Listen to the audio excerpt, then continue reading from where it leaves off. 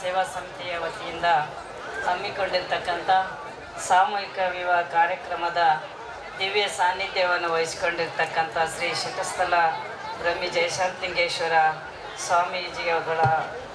ಅವರ ಪಾದಗಳಿಗೆ ನಮಸ್ಕಾರಗಳನ್ನು ಸಲ್ಲಿಸುತ್ತಾ, ಪರಮ ಪೂಜ್ಯ ಶ್ರೀ ಶ್ರೀ ಶ್ರೀ ಯಡವಲಿಂಗ ಮಹಾರಾಜರು ಅವರ ಪಾದಗಳಿಗೆ ನಮಸ್ಕಾರ ಮಾಡುತ್ತಾ, ಶ್ರೀ ಶ್ರೀ ವೇದಮೂರ್ತಿ ರಂಗಾಚಾರ್ಯ ಜೋಶಿಯವರ ಪಾದಗಳಿಗೆ ನಮಸ್ಕರಿಸುತ್ತಾ, ಶ್ರೀ ಶ್ರೀ ಶಿವಪ್ರಸಾದ ತಾತನವರ ಪಾದಗಳಿಗೆ ನಮಸ್ಕರಿಸುತ್ತಾ,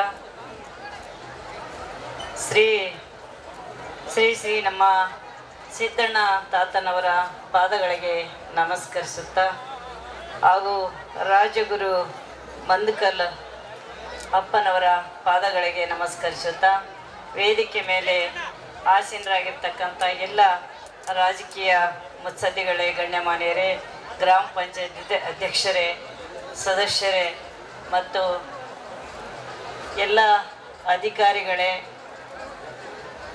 ಮತ್ತು ಇಲ್ಲಿ ಈ ಒಂದು ಪುಣ್ಯದ ಕಾರ್ಯಕ್ರಮದಲ್ಲಿ ಭಾಗವಹಿಸಿರ್ತಕ್ಕಂಥ ಪತ್ರಿಕಾ ಮಾಧ್ಯಮದವರೇ, ಸಹೋದರರೇ, ತಾಯಂದಿರೇ ಹಾಗೂ 79 ನವ ಜೋಡಿಗಳೇ ಹಾಗೂ ಎಲ್ಲ ನನ್ನ ಜಾಲಹಳ್ಳಿಯ ತಾಯಂದಿರೇ, ಇಂಥ ಒಂದು ಕಾರ್ಯಕ್ರಮ ಜಾಲಹಳ್ಳಿಯಲ್ಲಿ ಸತತವಾಗಿ 9ನೇ ಒಂದು ಸಾಮೂಹಿಕ ವಿವಾಹ ಸಮಾರಂಭ ಅಂತ ನಮಗೆ ಅನ್ನಿಸ್ತದ. ಪ್ರತಿ ಕಾರ್ಯಕ್ರಮಕ್ಕೂ ಕೂಡ ನಾನು ಈ ಒಂದು ಸಾಮೂಹಿಕ ವಿವಾಹದ ಕಾರ್ಯಕ್ರಮಕ್ಕೆ ಭಾಗವಹಿಸ್ತಿದ್ದೆ ನಾನು. ಆದರೆ ನಿಜವಾಗಲೂ ನಿಮ್ಮೆಲ್ಲರ ಆಶೀರ್ವಾದದಿಂದ ಇವತ್ತು ವೇದಿಕೆ ಮೇಲೆ ನಿಂತ ಮಾತಾಡೋಂಥ ಒಂದು ಆಶೀರ್ವಾದ ನನ್ನ ಜಾಲಹಳ್ಳಿಯ ಎಲ್ಲ ತಾಯಿ ತಂದೆಯರು ಮಾಡಿರಿ. ನಾನು ಕೂಡ ನನ್ನ ಕೈಲಾದ ಸೇವೆಯನ್ನು ಮಾಡಿಕೊಂಡು ಅಲ್ಲೇ ಕೆಳಗಡೆ ವಧುವರರಿಗೆ ಅವರ ಒಂದು ಅಕ್ಕಿ ಕಾಳು ಹಾಕಿ ಅವ್ರ ಜೊತೆಯಲ್ಲಿ ಫೋಟೋ ತೆಕ್ಕೊಂಡು ಅನ್ನ ಪ್ರಸಾದನ ಸ್ವೀಕರಿಸಿ ನಾನು ಪ್ರತಿ ವರ್ಷ ಹೋಗ್ತಿದ್ದೆ. ಆದರೆ ಇವತ್ತು ಒಂದು ದೊಡ್ಡ ಜವಾಬ್ದಾರಿ, ನನ್ನ ದೇವದುರ್ಗ ತಾಲೂಕಿನ ಜನ ದೊಡ್ಡ ಪ್ರಮಾಣದಲ್ಲಿ ನನಗೊಂದು ಒಳ್ಳೆಯ ಅವಕಾಶಗಳನ್ನು ಕೊಟ್ಟು, ದೊಡ್ಡ ಅಧಿಕಾರವನ್ನು ಕೊಟ್ಟು, ತಮ್ಮ ಮುಂದೆ ನಿಂತು ಮಾತಾಡಲಿಕ್ಕೆ ಅವಕಾಶ ಮಾಡಿಕೊಟ್ಟದಕ್ಕಾಗಿ ಇವತ್ತು ಈ ಒಂದು ಕಾರ್ಯಕ್ರಮದ ಅಧ್ಯಕ್ಷತೆಯನ್ನು ವಹಿಸ್ಕೊಂಡು ನಿಮ್ಮೆಲ್ಲರ ಜೊತೆ ನಾನು ಈ ಒಂದು ಶುಭ ಸಮಾರಂಭದಲ್ಲಿ ಭಾಗವಹಿಸಿರೋದು ನನ್ನ ಸೌಭಾಗ್ಯ ಅಂತ ನನಗೆ ಅನ್ನಿಸ್ತದ. ಆದರೆ ಇಂಥ ಸಾಮೂಹಿಕ ವಿವಾಹ ಕಾರ್ಯಕ್ರಮಗಳಾಗೋದ್ರಿಂದ ಎಲ್ಲರೂ ಸಮಾನತೆ ಮತ್ತು ಒಂದು ಸಹಬಾಳ್ವೆ ಮಾಡಲಿಕ್ಕೆ ಒಂದು ಅವಕಾಶ ಆಗ್ತದೆ.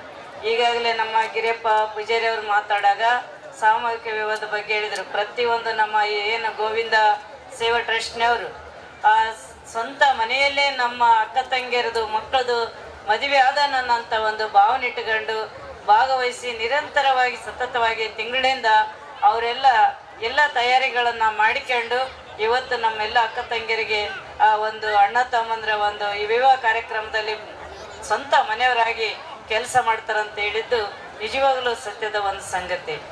ಯಾಕಂದರೆ ನಮ್ಮ ಮನೇಲಿ ಏನಾದರೂ ಕಾರ್ಯಕ್ರಮ ಆದ್ರೆ ನಾವೊಂದೇ ತಯಾರಿ ಆಗ್ತೀವಿ. ನಮ್ಮ ಬಂಧು ಬಳಗಕ್ಕೆ ಏನು ತರಬೇಕು, ನಮ್ಮ ಅಕ್ಕ ತಂಗಿಯರಿಗೆ ಏನು ತರಬೇಕು, ಅವ್ರಿಗೆ ಏನು ತರಬೇಕಂತ. ಇದು ಹಂಗಲ್ಲ, ಎಲ್ಲರೂ ಸಮಾನರೇ. ಎಲ್ಲದಕ್ಕಿಂತ ಮುಂಚೆ ಒಂದು ನ್ಯಾಯಬದ್ಧವಾದಂಥ ಒಂದು ವಿವಾಹ ಅಂತ ನನಗೆ ಇವತ್ತು ಅನ್ನಿಸ್ತದೆ. ಯಾಕಂದರೆ ನಾವೆಲ್ಲರೂ ನಮ್ಮ ಸಂವಿಧಾನ ಶಿಲ್ಪಿ, ಒಂದು ಸಂವಿಧಾನದ ಮೇಲೆ ನಾವೆಲ್ಲರೂ ಒಂದು ಪ್ರಮಾಣ ಮಾಡಿದ್ವಿ. ಇದು ವಿಶೇಷ ಅಂತ ನನಗನ್ನಿಸ್ತದೆ. ಯಾಕಪ್ಪ ಈ ಪ್ರಮಾಣ ಅವಶ್ಯಕತೆ ಅಂತ ನಮಗೀಗ ಅನಿಸಿದಂದರೆ, ಈ ದಿನಮಾನಗಳಲ್ಲಿ ಎಲ್ಲರೂ ಒಬ್ಬಂಟಿಯಾಗಿ ಜೊತೆಯಲ್ಲಿ ಸಪ್ರೇಟಾಗಿ ಜೀವನ ಮಾಡೋಂಥ ಸಂದರ್ಭ ಬರ್ತದೆ. ಇನ್ನು ಅವರಿಗೆ ಅನುಭವಗಳ ಕೊರತೆ ಇರ್ತದೆ. ಯಾಕಂದರೆ ಯುವಕರು ಇರ್ತೀರಿ ನೀವೆಲ್ಲ, ಮದುವೆಯಾದ ಜೋಡಿಗಳು. ಹಂಗಾಗಿ ಯಾವುದೇ ಒಂದು ತಾಳ್ಮೆ ಕೊರತೆ ಅದೆಲ್ಲ ಇರ್ತದೆ. ಹಂಗಾಗಿ ನಮ್ಗೆ ಸಂವಿಧಾನದ ಅವಶ್ಯಕತೆ ಅದಂತ ನನಗೆ ಅನಿಸ್ತೇವೆ. ಯಾಕಂದರೆ ಅವಿಭಕ್ತ ಕುಟುಂಬದಾಗ ಯಾವುದೇ ಒಬ್ಬರು ಸಿಟ್ಟಾದ್ರು ಜಗಳ ಆಡಿದ್ರು ಅಂದರೆ ಸಮಾಧಾನ ಮಾಡೋಕ್ಕೆ ಹಿರಿಯರು ಇರ್ತಾರೆ. ಆದರೆ ಈ ಒಂದು ದಿನಮಾನಗಳಲ್ಲಿ ಯಾವುದೇ ಒಂದು ಒಳ್ಳೆ ಉದ್ದೇಶ ಇಟ್ಕೊಂಡು ಸಪ್ರೇಟ್ ಆದರೂ ಕೂಡ ನಾವು ಆತ್ಮಸಾಕ್ಷಿಯಾಗಿ ಬದುಕಬೇಕು. ನಾವು ಸಂವಿಧಾನನ ಗೌರವಿಸಬೇಕು, ಸಂವಿಧಾನನ ಉಳಿಸ್ಬೇಕು, ಸಾಮಾಜಿಕ ನ್ಯಾಯ ನಮಗೆ ಸಿಗಬೇಕು ಅನ್ನೋಂಥ ಉದ್ದೇಶ ಇಟ್ಕೊಂಡು ಇವತ್ತು ಬಹಳ ಅರ್ಥಪೂರ್ಣವಾದಂಥ ಒಂದು ಸಂವಿಧಾನದ ಮೇಲೆ ಪ್ರಮಾಣ ಮಾಡಿ ಇಂಥ ಒಂದು ಸಾಮೂಹಿಕ ವಿವಾಹನ ಮಾಡಿದ್ದು ನಮ್ಮ ಟ್ರಸ್ಟಿನವರು, ನಮ್ಮ ವೇದಿಕೆ ಮೇಲೆ ಇರ್ತಕ್ಕಂಥ ಎಲ್ಲ ಗುರುಗಳ ಒಂದು ಸೂಚನೆ ಮೇರೆಗೆ ಇಂಥ ಕಾರ್ಯಕ್ರಮ ಆದದ್ದು ಒಂದು ಶ್ಲಾಘನೀಯ ಅಂತ ನಾನು ಹೇಳಕ್ಕೆ ಇಷ್ಟಪಡ್ತೀನಿ. ಏಕೆಂದರೆ ನೋಡ್ರಿ, ಇವತ್ತು ಹಿರಿಯರು ಇರ್ತಾರೆ ಮನೆಯಲ್ಲಿ. ನಾನು ನವಜೋಡಿಗೆ ಮಾತು ಹೇಳಕ್ಕೆ ಇಷ್ಟಪಡ್ತೀನಿ. ಹಿರಿಯರನ್ನ ಸ್ವಂತ ತಾಯಿ ತಂದೆ ಗುರು ಹಿರಿಯರನ್ನ ಭಾವನೆ ಇಟ್ಕೊಂಡು ನೀವು ಗೌರವಿಸಿ ಅವರ ಸೇವೆ ಮಾಡಿದರೆ ನಿಮ್ಮ ಬಾಳ ಯಾವತ್ತು ಬಂಗಾರ ಆಗ್ತದೆ. ಪ್ರತಿಯೊಬ್ಬ ಮನುಷ್ಯನಿಗೆ ಹುಟ್ಟು ಸಾವು ಇವೆರಡು ಹೆಂಗ ಖಚಿತ ಒಂದೇ ಸಲ ಬರ್ತಾವ, ಅದ್ರಂಗೆ ಮದುವೆ ಕೂಡ ಪ್ರತಿಯೊಬ್ಬರ ಜೀವನದಲ್ಲಿ ಒಂದೇ ಸಲ ಬರ್ತದ.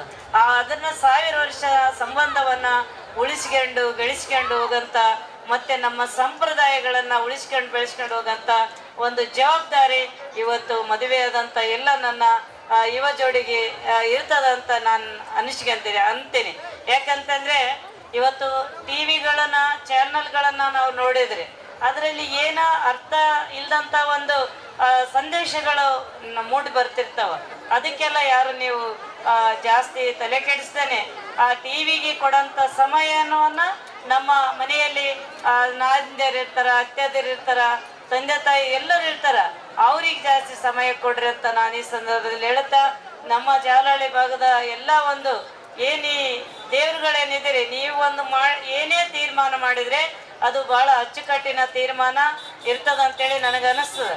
ಯಾಕಂದ್ರೆ ನನಗೆ ಈ ಮಾತು ಮುಗಿಸೋದಕ್ಕಿಂತ ಫಸ್ಟ್ ನಾನು ಒಂದು ನವಜೋಡಿಗೆ ನನ್ನ ಒಂದು ಸಣ್ಣ ಒಂದು ಅಭಿಪ್ರಾಯ ಹೇಳಕ್ಕೆ ಇಷ್ಟಪಡ್ತೀನಿ. ಯಾಕಂದ್ರೆ ಅತ್ತೆ ಸೊಸೆ ಇರ್ತಾರಂತ, ಅತ್ತೆ ಸೊಸೆ ಇದ್ಗಳೇ ಅವ್ರೇನ್ ಮಾಡ್ತಾರಂತಂದ್ರೆ ಇಬ್ಬರಿಗೆ ಒಬ್ರು ನೋಡಿದ್ರೆ ಅವ್ರಿಗೆ ಆಗೋದಿಲ್ಲ. ಅವ್ರಿಗೆ ಹಂಗಾದಗಳಿಗೆ ಅಪ್ಪರಲ್ಲಿಗೆ ಬರ್ತಾರ, ಬಂದು ಕೇಳ್ತಾರ, ಅಲ್ಲ ನಮ್ಮ ಅತ್ತೆ ನನ್ನಿಂದ ದೂರ ಆಗ್ಬೇಕಾಯ್ತಂದ್ರೆ, ಪೂರ ಸತ್ತೋಗ್ಬೇಕಾಯ್ತಂದ್ರೆ ಏನಾನ ಒಂದು ಔಷಧ ಏನಾನ ಒಂದು ಪರಿಹಾರ ಕೊಡ್ರಿ ಅಂತ ಕೇಳ್ತಾಳ ಸೊಸೆ.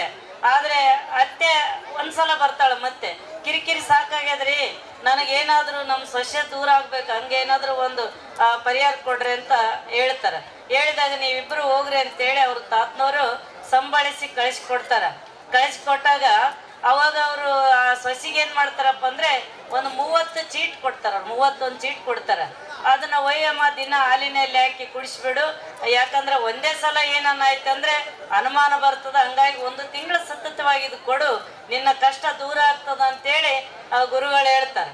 ಹೇಳಿದಾಗ ಅಯ್ಯಮ್ಮ ಅದನ್ನ ಆಯ್ತಲ್ಲ ಬಿಡು, 1 ತಿಂಗಳನ್ನೇ ಸಹಿಸ್ಕೊಳ್ಳೋದನ್ನ ಮತ್ತೆ ಕಾಟ ಅಂತ ತಿಳ್ಕೊಂಡು ದಿನ ಹಾಲಿನಲ್ಲಿ ಆ ಔಷಧನ ಬೆರೆಸಿ ಪ್ರೀತಿಯಿಂದ ದಿನ 1 ದಿನನೂ ಮರಿದಂಗ ಅತ್ತೆಗೆ ಕೊಡ್ತಿರ್ತಾಳೆ. ಕೊಟ್ಟಾಗ ಅಯ್ಯಮ್ಮ ಏನಪ್ಪ ನನ್ನ ಸೊಸೆ ಇಷ್ಟು ಪ್ರೀತಿಯಿಂದ ಕೊಡ್ತಾರೆ ಅಂತೇಳಿ ಅವರು ಕೂಡ ಅದನ್ನ ಬಹಳ ಪ್ರೀತಿಯಿಂದ ಸ್ವೀಕಾರ ಮಾಡಿದಾಗ ದಿನಗಳು ಕಳೆದೋಗ್ಬಿಡ್ತಾವ. ಇನ್ನೇನ 2-3 ದಿನ ಉಳಿತೇವ, ಸೊಸೆ ಓಡಿ ಹೋಗಿ ಕುಂದಿರ್ತಾಳ. ಯಾವುದೇ ಕಾರಣಕ್ಕೆ ನಮ್ಮ ಅತ್ತೆ ನನಗೆ ಉಳಿಬೇಕ್ರಿ, ಹೆಂಗ್ ಮಾಡ್ತಾರೆ ಗೊತ್ತಿಲ್ಲ, ಆಶೀರ್ವಾದ ಮಾಡ್ರಿ ಅಂತ ಸೊಸೆ ಕೊಡ್ತಾಳ. ಅವಾಗ ಅವ್ರು ಹೇಳ್ತಾರಲ್ಲಮ್ಮ, ನೀನು ಅವಾಗ ಹೇಳಿದ್ರೆ ಇದೇ ಮಾತು ಹೇಳಿಲ್ಲ, ನೀನು ಸಹಿಸಕ್ಕಾಗೋದಿಲ್ಲ ಅಂದು ನಾನು ಕೊಟ್ಬಿಟ್ಟಿನಿ, ಏನು ಮಾಡೋದು? ಇಲ್ಲ ನಾನು ಯಾವತ್ತೂ ನಾನು ಅತ್ತೆನ ಬಿಟ್ಟಿರಕ್ಕಾಗೋದಿಲ್ಲ ಅಂತ ಸೊಸೆ ಹೇಳ್ತಾಳ. ಅತ್ತೆ ಕೂಡ ಹೋಗಿ ಇಂಥ ಸೊಸೆನ ಪಡೆದದ್ದು ನನ್ನ ಪುಣ್ಯ, ನಾನು ಯಾವತ್ತು ನಿಮಗೆ ಸುಳ್ಳು ಹೇಳಿದೆ ಅವತ್ತು ಬಂದು ಕ್ಷಮಿಸ್ರಿ ಅಂತೇಳಿ ಅತ್ತೆ ಕೇಳ್ತಾಳ. ಹಂಗಾಗಿ ಅವಾಗ ಅವ್ರಿಬ್ಬರನ್ನ ಕುಡ್ಸ್ಕೊಂಡು ಹೇಳ್ತಾರ, ಏನಪ್ಪ ಅಂದ್ರೆ ನಾನು ನಿಮ್ಗೆ ಕೊಟ್ಟಂತ ಔಷಧ ಅಲ್ಲದು, ಅದು ಸಕ್ಕರೆ. ಆ ಸಕ್ಕರೆ ದಿನ ಹಾಲಿನಲ್ಲಿ ಬೆರೆಸಿ ಕೊಟ್ರೆ ಅವರಿಗೆ ಕೂಡ ನಿಮ್ಮ ಪ್ರೀತಿ ಹೆಚ್ಚಿಗಾಗಿ ನಿನ್ನ ಮಗಳ ತರ ನೋಡ್ಕೊಂತಾಳ, ನಿನಗೂ ಕೂಡ ಒಂದು ತಾಯಿ ಭಾವನೆ ಬರ್ತದ ಅನ್ನಂಥದ್ದು ಹೇಳಿನಿ ಅಂತೇಳಿ ಅವ್ರು ಹೇಳಿದಾಗ ನಿಜವಾಗ್ಲೂ ಅವರು ಬಹಳ ಅದ್ಭುತವಾಗಿ ಅವ್ರು ಬಹಳಷ್ಟು ಜ್ಞಾನೋದಯ ಆಗ್ತದ. ಯಾವುದೇ ಕಾರಣಕ್ಕೂ ನಾವು ಜಗಳ ಆಡೋದಿಲ್ಲ ಅಂತೇಳಿ ಶ್ರೀಗಳ ಪಾದಗಳಿಗೆ ನಮಸ್ಕಾರ ಮಾಡಿ ಹೋಗ್ತಾರ. ಯಾಕೆ ಈ ಮಾತು ಹೇಳ್ತೀನಿ ಅಂದ್ರೆ, ನಾವು ತಾಳ್ಮೆ ಇಟ್ಕೋಬೇಕು ಮೊದಲು. ಆ ತಾಳ್ಮೆ ಇದ್ದಾಗ ಎಲ್ಲನೂ ನಮಗ್ ಬರ್ತದ. ನೀವು ತತ್ತೆನ ಚೆನ್ನಾಗಿ ನೋಡ್ಕೊಂಡ್ರೆ ಸೊಸೆನ್ ಕೂಡ ಅವರು ಕೂಡ ಅಷ್ಟೇ ಅದ್ಭುತವಾಗಿ ಅವ್ರು ನೋಡ್ತಾರ ಅಂತ ಹೇಳ್ತಾ ಇವತ್ತು ಶ್ರೀಗಳ ಆಶೀರ್ವಚನ ಕೊಡ್ತಾರ. ಅಂತ ಆಶೀರ್ವಚನ ನೀವು ತಗೊಳ್ಳೇಬೇಕು. ನಾನು ಜಾಸ್ತಿ ಸಮಯ ತಗೊಳ್ಳೋದಿಲ್ಲ. ನಾನು ಮರ್ತಿದ್ದೆ, ಪಕ್ಕದ ತಾಲೂಕಿನ ಜನಪ್ರಿಯ ಶಾಸಕರ ಸುಪುತ್ರರು ಸಂತೋಷ್ ನಾಯ್ಕ ಅವರು ಕೂಡ ನಮ್ಮ ಜೊತೆಯಲ್ಲಿದ್ದಾರ. ಅವರಿಗೂ ಕೂಡ ನಾನು ತುಂಬ ಹೃದಯದ ಅಭಿನಂದನೆಗಳನ್ನು ಸಲ್ಲಿಸ್ತೀನಿ. ಅದಲ್ದೇನೆ ಇವತ್ತು ನಮ್ಮ ನನ್ನ ಜಾಲಹಳ್ಳಿ ಇಲ್ಲೇನು ನಮ್ಮ ಗಿರಿಯಪ್ಪ ಪೂಜಾರಿ ಅವರು ಮಾತಾಡ್ತಾ ಹೇಳಿದ್ರು, ಯಾಕಂದ್ರೆ ಸಾಮೂಹಿಕ ಸಮುದಾಯ ಭವನ ಬೇಕಂತೇಳಿ ನನ್ನ ನೀವೆಲ್ಲರೂ ಆರಿಸಿ ಕಳಿಸಿರಿ. ದೇವದುರ್ಗಕ್ಕೆ ಏನೇನು ಅವಶ್ಯಕತೆ ಅದ ಪ್ರಾಮಾಣಿಕವಾಗಿ, ಪಕ್ಷಾತೀತವಾಗಿ, ಜಾತ್ಯತೀತವಾಗಿ ನಾನೊಬ್ಬ ಸೇವಕಳಾಗಿ ನಿಮ್ಮ ಕೆಲಸಗಳನ್ನು ನಾನು ಮಾಡಿಕೊಡ್ತೀನಿ ಅಂತೇಳಿ ಈ ಸಂದರ್ಭದಲ್ಲಿ ಹೇಳ್ತಾ, ನೀವು ಕೊಟ್ಟಂಥ ಅವಕಾಶ ಸದಾ ನಾನು ದೇವರ ಕೆಲಸ ಅಂತೇಳಿ ಮಾಡ್ತೀನಿ ಅಂತ ಹೇಳ್ತಾ, ನನಗೆ ಮಾತಾಡಲಿಕ್ಕೆ ತಮ್ಮೆಲ್ಲರಿಗೆ ಒಂದು ಅವಕಾಶ ಕೊಟ್ಟು ನನಗೆ ಇಲ್ಲಿ ಭಾಳ ದೊಡ್ಡ ಪ್ರಮಾಣದಲ್ಲಿ ಗೌರವಿಸಿ ನನಗೆ ಅವಕಾಶ ಕೊಟ್ಟಿದ್ದಕ್ಕಾಗಿ ತಮ್ಮೆಲ್ಲರಿಗೂ ವಂದಿಸಿ ನನ್ನ ಎರಡು ಮಾತುಗಳನ್ನು ಮುಗಿಸ್ತೀನಿ. ನಮಸ್ಕಾರ.